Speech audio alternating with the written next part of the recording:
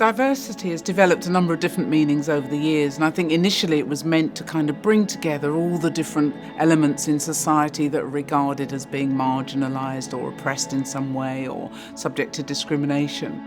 Well, diversity is about open opportunities, equal opportunities, making sure that those practices are embedded in the organisation. It's not just lip service. Diversity is around understanding that people are different, respecting that difference, and also valuing that difference and the opportunities that you give to them. Diversity in the workplace is quite a tricky thing to handle, and I think different companies and organisations and institutions deal with it differently. One of the things to note is that often different sectors have different things that influence it, how they're recognised for treating diversity, the legislation. I would say that in some sectors, particularly in the public sector, it's really, really important to have public confidence and trust in what you do, and that the people that are treating you, whether it's police or nurses or doctors, have an understanding of your particular cultural and social needs. Diversity is not a tick-the-box answer, and therefore it is important that you recognise that and it's embedded in the culture of your organisation.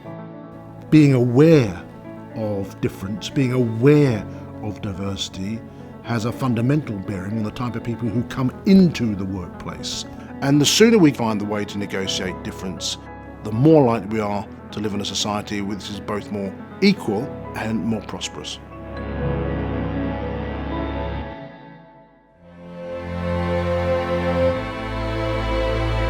The Centre for Ideas was founded about 4 years ago. We held an annual conference on a big theme.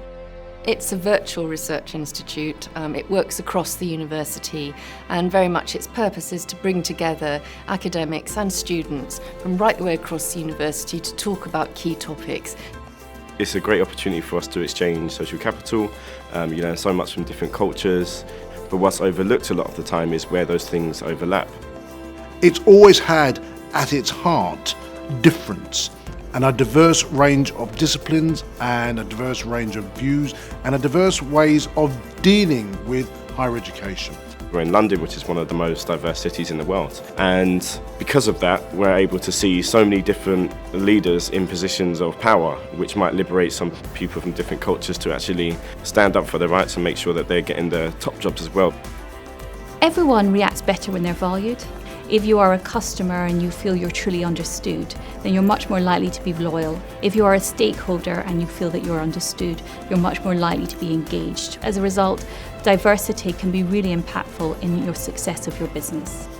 You want people who can contribute interesting, innovative, different ideas. If you're only drawing on one section of society for your organisation, then you're not going to get that depth and breadth of ideas.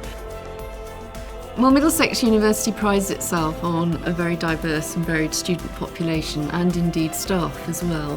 It's really thinking about what that means to our educational processes, our research, and how we push forward the agenda on diversity and a multicultural society. We live in a society which is much more plural, much more open, and you would not expect colour, race, religion, gender, sexual orientation to be a feature in the choice about whether or not you work in that institution. And what we have to do at university is educate people into those norms and values, that difference should not matter, talent does.